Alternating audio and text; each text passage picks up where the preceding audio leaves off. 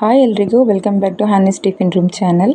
ಇವತ್ತು ಕ್ವಿಕ್ ಆಗಿ 10 ಮಿನಿಟ್ಸ್ನಲ್ಲಿ ರವೆ ರೊಟ್ಟಿ ಹೇಗೆ ಮಾಡ್ಬೋದು ಅಂತ ತೋರಿಸ್ಕೊಡ್ತಿದ್ದೀನಿ. ಇದಕ್ಕೆ ಬೇಕಾಗಿರೋ ಇಂಗ್ರೀಡಿಯೆಂಟ್ಸ್: 1 ಕಪ್ ರವೆ, ಹಾಗೆ ಒಂದು 1/4 ಕಪ್ನಷ್ಟು ಬೆಲ್ಲ, ಸ್ವಲ್ಪ ಕರಿಬೇವು ಸೊಪ್ಪು, ಹಾಗೆ ಒಂದು ಅರ್ಧ ನೀರುಳ್ಳಿ, ಹಾಗೆ ಅರ್ಧ ಕಪ್ ತೆಂಗಿನ ತುರಿ, ಹಾಗೆ 1 ಕಾಯಿ ಮೆಣಸು, ಸ್ವಲ್ಪ ಒಂದು 1/4 ಟೀ ಸ್ಪೂನಷ್ಟು ಉಪ್ಪು. ನೋಡುವ ಹೇಗೆ ಮಾಡೋದು ಅಂತ. ನೋಡಿ, ಒಂದು ಪಾತ್ರೆಗೆ ರವೆ ಹಾಕಬೇಕು ಫಸ್ಟ್, ಆಮೇಲೆ ನೀರುಳ್ಳಿ, ನೆಕ್ಸ್ಟ್ ಕಾಯಿ ಮೆಣಸು, ಆಮೇಲೆ ಬೆಲ್ಲ, ನಿಮ್ಗೆ ಎಷ್ಟು ಸ್ವೀಟ್ ಬೇಕೋ ಅಷ್ಟು ಹಾಕ್ಬೋದು, ಹಾಗೆ ತೆಂಗಿನ ತುರಿ, ಹಾಗೆ ಸ್ವಲ್ಪ ಕರಿಬೇವು ಸೊಪ್ಪು, ಸ್ವಲ್ಪ ಉಪ್ಪು. ಇದಕ್ಕೆ 1 ಸ್ಪೂನಷ್ಟು ನಾನು ತುಪ್ಪ ಹಾಕಿದ್ದೇನೆ, ಇದು ಆಪ್ಷನಲ್, ಬೇಕಿದ್ರೆ ಹಾಕ್ಬೋದು.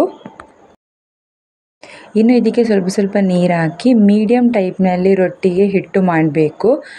ರೊಟ್ಟಿಗೆ ತುಂಬ ದಪ್ಪ ಕೂಡ ಆಗಬಾರ್ದು, ತೆಳು ಕೂಡ ಆಗಬಾರ್ದು. ಸ್ವಲ್ಪ ನೀರು ಹಾಕಿ ಈ ಥರ ಹಿಟ್ಟು ರೆಡಿ ಮಾಡಬೇಕು.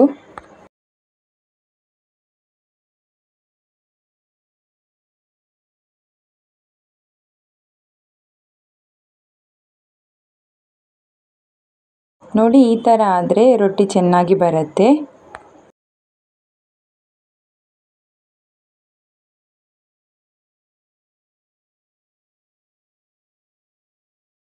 ನೋಡಿ, ಈಗ ರೆಡಿಯಾಗಿದೆ. ಇನ್ನೊಂದು ಕಾವಲಿ ಇಟ್ಟು ಅದು ಸ್ವಲ್ಪ ಬಿಸಿ ಆದ ನಂತರ ಹೀಗೆ ಅದಕ್ಕೆ ಎಣ್ಣೆ ಹಾಕಿ, ಎಣ್ಣೆ ಫುಲ್ ಹಾಕಬೇಕು, ಯಾಕಂದರೆ ರೊಟ್ಟಿ ನಾವು ಯಾವ ಶೇಪಲ್ಲಿ ಬೇಕಿದ್ರೂ ಹಾಕ್ಬೋದು. ನೋಡಿ, ಈ ಥರ ಹಾಕಿ ಅದನ್ನು ನಾವು ಪ್ರೆಸ್ ಮಾಡಬೇಕು. ಎಷ್ಟು ದೊಡ್ಡದಾಗ್ತದೆ ಸೈಜ್ ಅಷ್ಟು ಪ್ರೆಸ್ ಮಾಡಬೇಕು, ತುಂಬ ದಪ್ಪ ಬೇಡ. ಒಂದು ಸ್ವಲ್ಪ ತೆಳು ಎಷ್ಟು ಆಗುತ್ತೆ ಅಷ್ಟು ಪ್ರೆಸ್ ಮಾಡ್ತಾ ಹೋಗಬೇಕು, ಹಾಗೊಂದು ರೌಂಡ್ ಶೇಪ್ ಬರುತ್ತೆ. ಈ ಥರ ರೊಟ್ಟಿ ತುಂಬ ರೋಸ್ಟ್ ಆದರೆ ತಿನ್ನಲಿಕ್ಕೆ ಟೇಸ್ಟ್ ತುಂಬಾ ಒಳ್ಳೆಯದಾಗತ್ತೆ. 10 ಮಿನಿಟ್ಸ್ನ ಒಳಗೆ ಈ ಥರ ಬ್ರೇಕ್ಫಾಸ್ಟ್ ರೆಡಿ ಮಾಡ್ಬೋದು ಈಸಿಯಾಗಿ.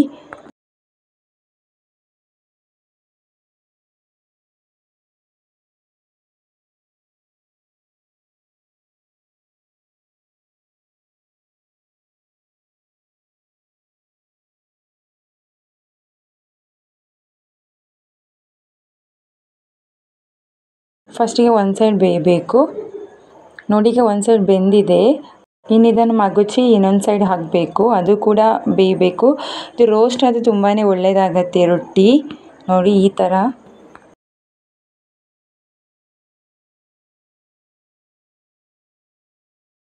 ನೋಡಿ, ರವೆ और ಸಜ್ಜಿಗೆ ರೊಟ್ಟಿ ರೆಡಿಯಾಗಿದೆ. ಈಗ ಇನ್ನೊಂದು ಬ್ಯಾಚ್ ಹಾಕ್ತಾ ಇದ್ದೇನೆ, ಸ್ವಲ್ಪ ಉಳಿದಿತ್ತು. ಸೇಮ್ ಅದೇ ಥರ ಪ್ರೆಸ್ ಮಾಡ್ತಾ ಇರಬೇಕು. ನೋಡಿ, ಈ ಥರ.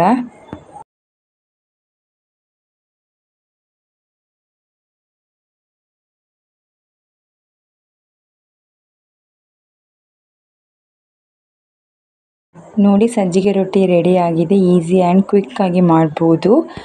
ರೆಸಿಪಿ ಇಷ್ಟ ಆದರೆ ಪ್ಲೀಸ್ ಲೈಕ್ ಮಾಡಿ, ಶೇರ್ ಮಾಡಿ. Thank you.